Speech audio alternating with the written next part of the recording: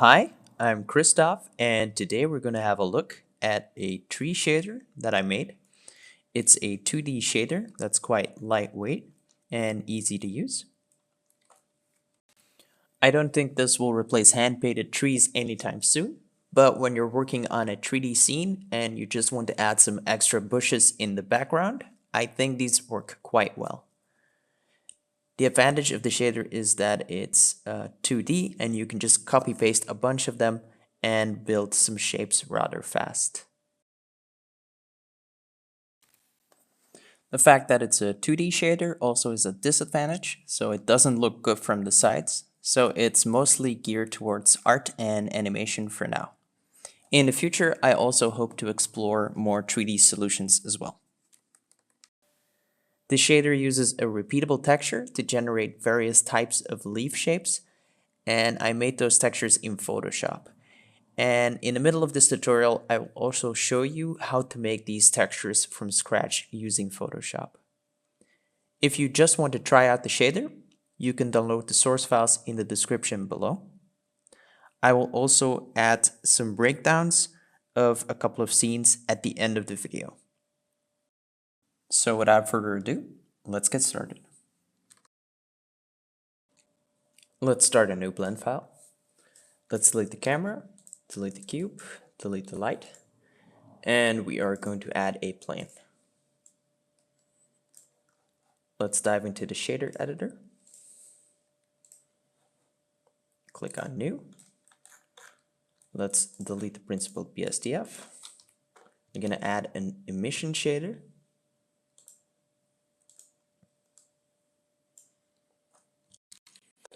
And the first thing we are going to add is a gradient texture.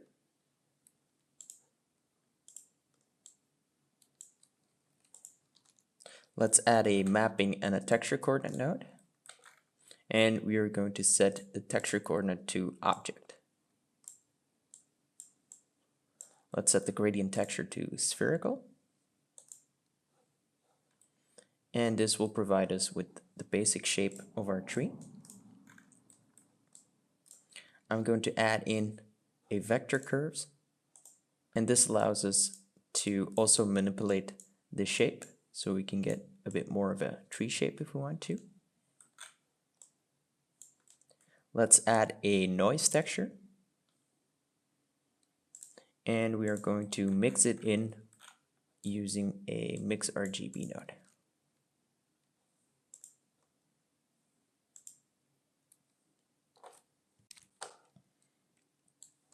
Let's add the noise to the color 1 and the gradient to the color 2.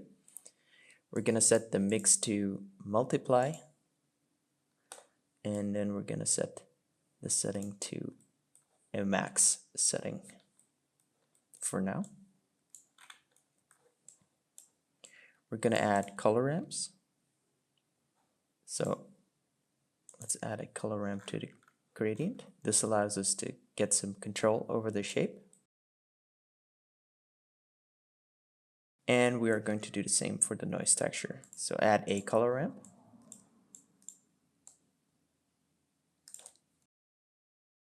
And we are going to set it to right about these values. Let's also add a mapping and a texture coordinate node.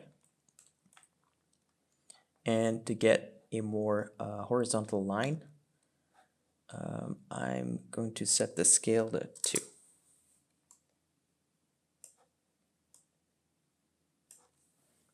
You can set it to 3 if you want to, and then you can get even more horizontal shapes.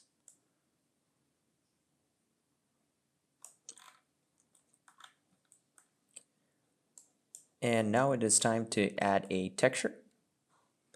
I'm going to add a mix RGB node. We will now switch to Photoshop, and I will show you how to make the textures from scratch. If you just want to use the texture I use, you can skip the next part and download the textures from the source files.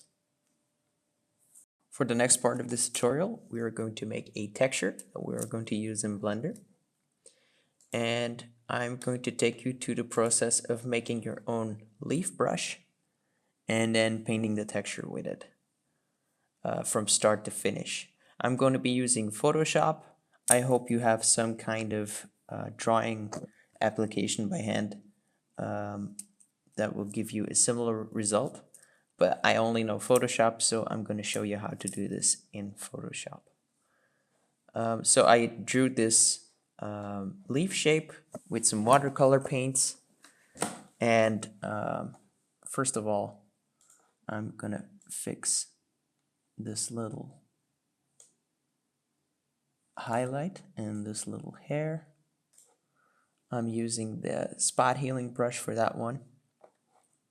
And the first step we're going to do is we're going to go to adjustments, levels, and we're going to adjust the input level until we get a lot of white. Then we are going to select the dodge tool. I'm going to set it to just a soft round dodge tool. Set it to highlights, and let's try an exposure of around 30.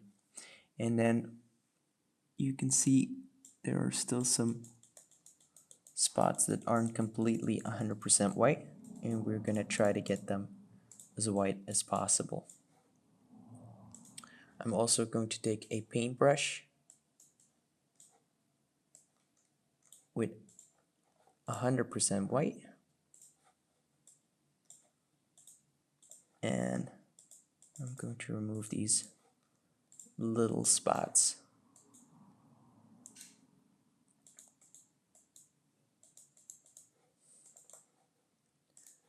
Now we can already use this, so if we just select this and go to Edit, Define Brush Preset, we can use this watercolor effect and turn it into a brush.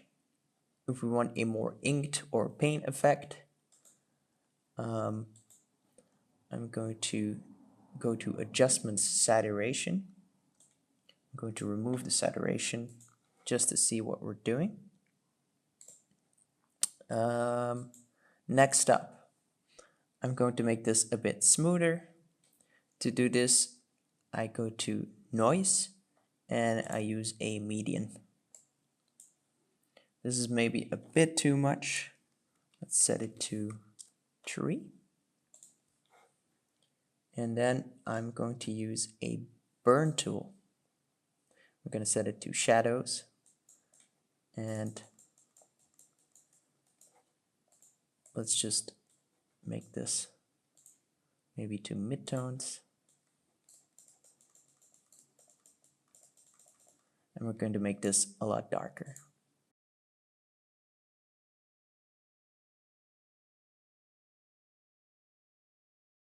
There are some spots where I want it to be more light, so let's use our dodge tool over there.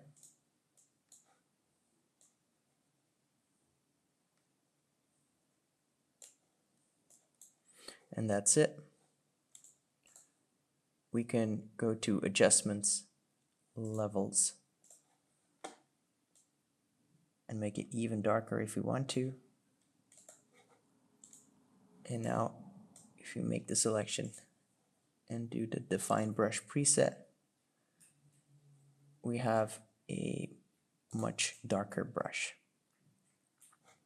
Now let's go over to our panel. I just made a new panel, set it to 2000 pixels to 2000 pixels.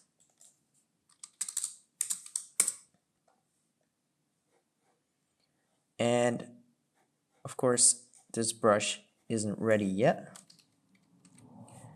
So go to Windows and go to the brushes setting. And in brush setting, we're going to add shape dynamics. We can put on size jitter, which will give us a different size. To see better what we're doing, let's go to the brush tip shape and adjust the spacing. So let's get back to shape dynamics. we're going to adjust the angle jitter, maybe the roundness also. If you want a very chaotic shape, you can set the angle jitter to 100%. I'm only going to use it a little bit. We can also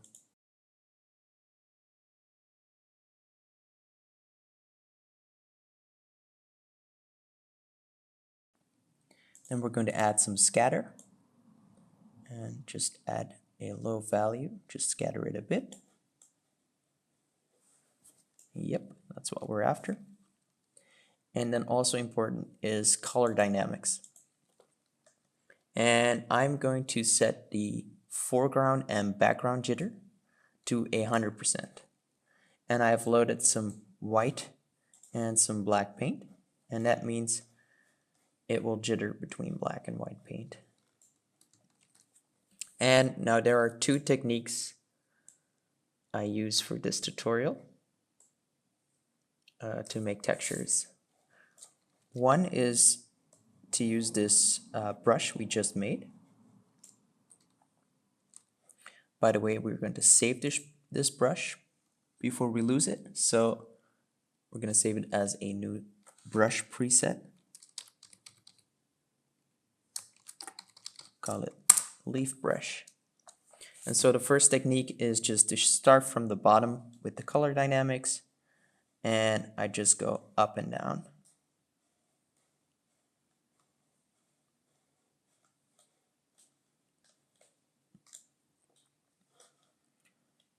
Another way to do it, and I'm going to show it in a new layer. Let's add some black, is to set the color dynamics foreground and background jitter very low.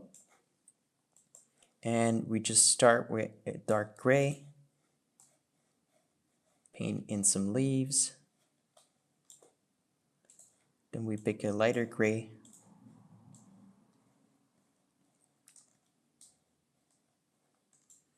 paint it in, pick an even lighter gray. And so we build up all of these layers.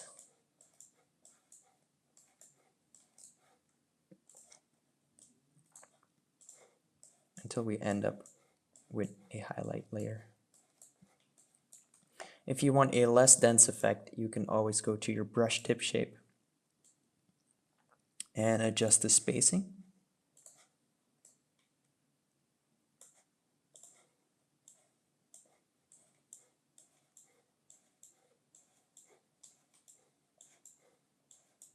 And this gives a more layered effect for your texture. So that's two ways to make textures to use for your shader.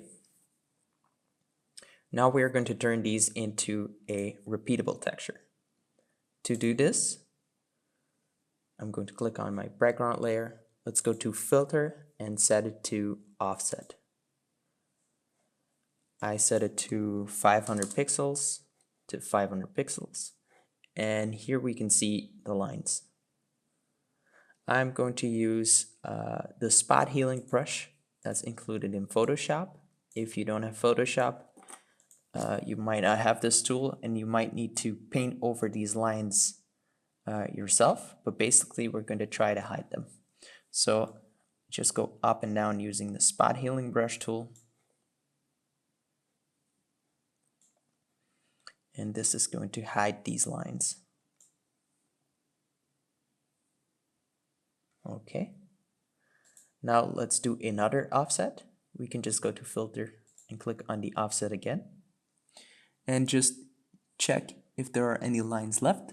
So for instance here, you can see it has created another little line. We just take our healing brush and go over that one. There might be one over here too. And we're just gonna fix all of these spots. And now if we offset the texture, it's 100% repeatable texture. And that's it. That's how we create the textures for this tutorial. And so I made a whole bunch of these repeatable textures, you will be able to find them together with the source files in the download link below. And we can now switch back to Blender. And let's drag this texture into our scene. And we're going to add it to the mix node.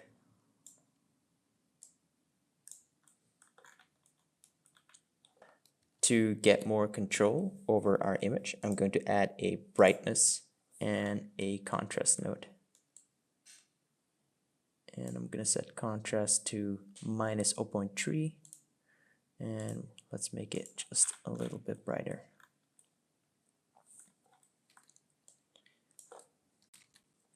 The next step is to turn this into a transparent shader. To do this, we're going to add a mix shader.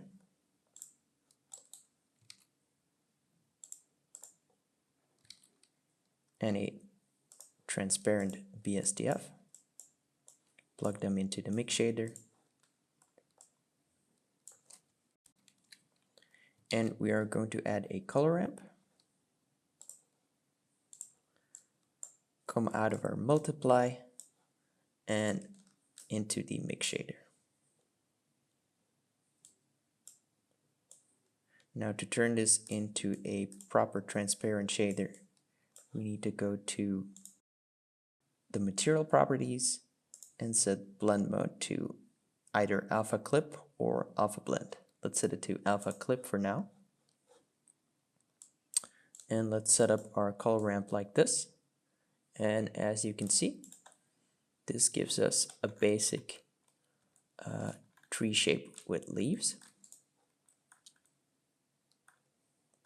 And now to add some color, we're going to add a color ramp in between our multiply and emission. And I'm going to pick 3 colors. Let's pick a dark blue.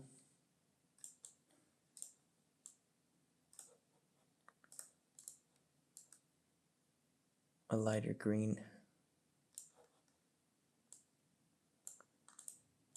And maybe some yellowish green for the highlight.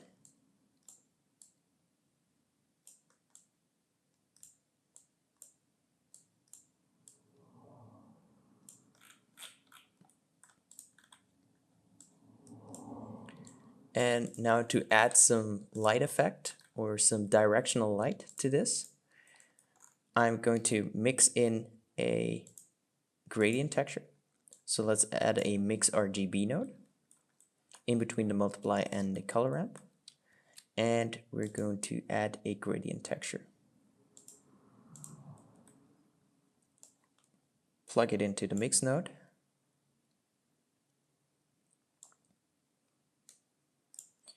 We can set our mix node to soft light. And this will give a subtle effect. But you can always experiment with other settings. Like for instance, if you set it to multiply, you get more pronounced shadows. If you set it to linear light, you get a more extreme value for the light. For now, we're going to set it to soft light. And let's add a color ramp. And I'm going to turn the color ramp upside down so that the highlights are up and the shadows are down. We can also control the direction of the light if we add a mapping node to our gradient texture. And we can play around with the rotation and the location of our light source.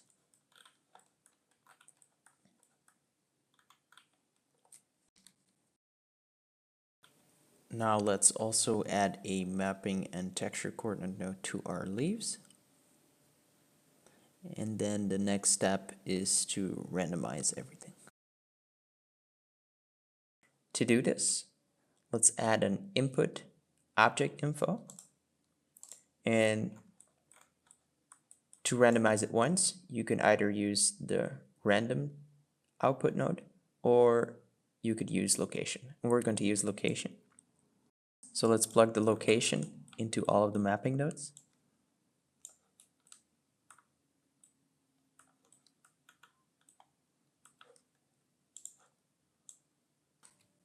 And this will randomize the leaves each time we copy paste it.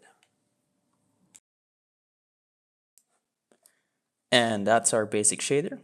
Let's go over some examples.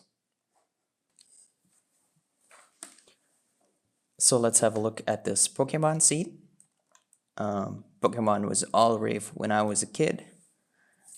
We used to play Pokemon Gold on the Game Boy, and I just got a bit nostalgic and tried to replicate the trees from the new series. I generated these trees using the sappling tree generator, and it's just a tree generator that's built into Blender, but you have to activate it in the preferences. It has a lot of settings and it's really useful, but I'm not going to go through those today, but I am going to link to a tutorial about the tree generator in the description. So have a look there.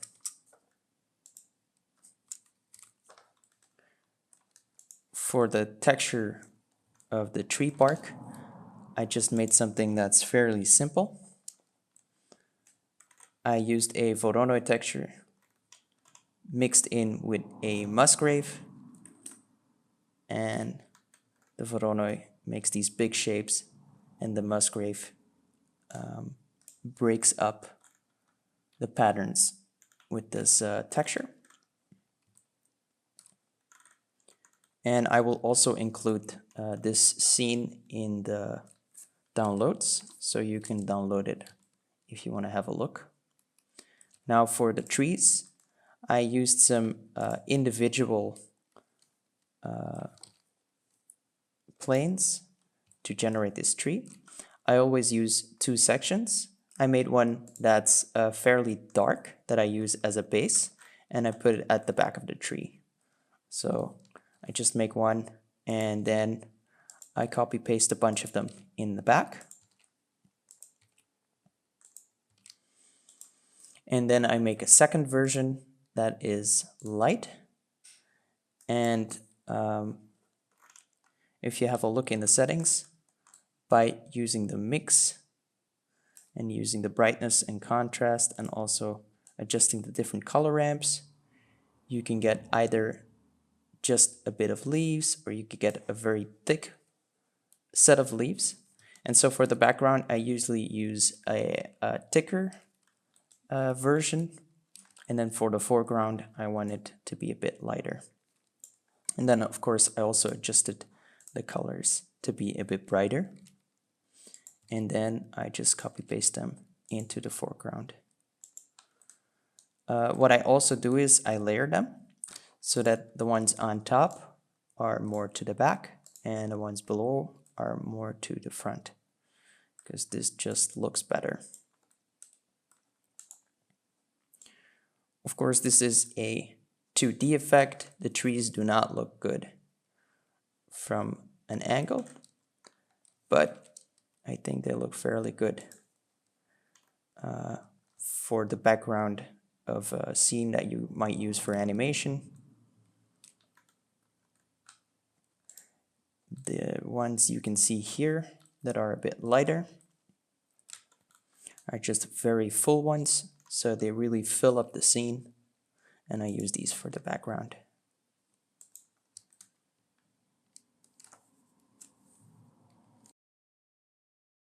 So let's have a look at this scene from Totoro that I made. It consists of 3 layers of these bushes, and I have one very big back layer. As you can see, it fills in the holes, and then I use these smaller ones on top. And the key to getting it looking right is to use different layers, and the upper ones need to be beneath the ones that are below. For this version, I used a color ramp that has quite some hard edges on them. I could use a constant, and that will give me some extremely hard edges, but I think they're a bit too sharp. So what I do is I use a linear, and then I use 2 of these nodes, and I place them fairly close together, and that generates a sharper edge that still has a bit of softness to it.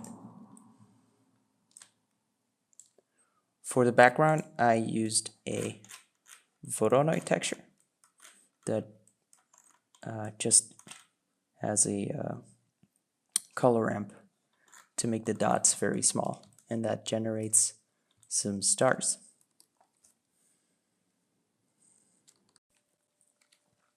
This is a scene where I wanted to show you that you can just generate a tree with just one plane as well. I used a bigger number on the scale of the leaves, so you can get it very detailed if you want to. And then by adjusting the different mix and color ramps, I can get this effect. It just uses a plane for the back to fill in, and then a plane to the front. This second example uses a Musgrave instead of a noise to distort the tree even more. And this also gives a different effect than we had before. So you can use a Musgrave, I think you can use a Voronoi or a noise texture, anything will do. And last but not least, I wanted to show you these examples where I experimented with different textures that I made. I had to really adjust each time the shader, every time I made a new texture, because it behaves very differently. So that's why I often use the brightness and contrast. I use the mix to really adjust it each time. And also the color ramps of the gradient and the noise texture also do a lot. I will also include these examples with the source files. And you can get some widely different effects. I tried to get some more hand-painted style effects, some more detailed ones. Even some that might be useful just for some corners or where you just want a bit of leaves. And they all use 2 planes, one with underpaint where I use a darker version like I did before, and then I use a brighter version on top. And that's it. And that concludes our tutorial. I hope you liked it. Please let me know in the comment section below. Like and subscribe, and see you next time.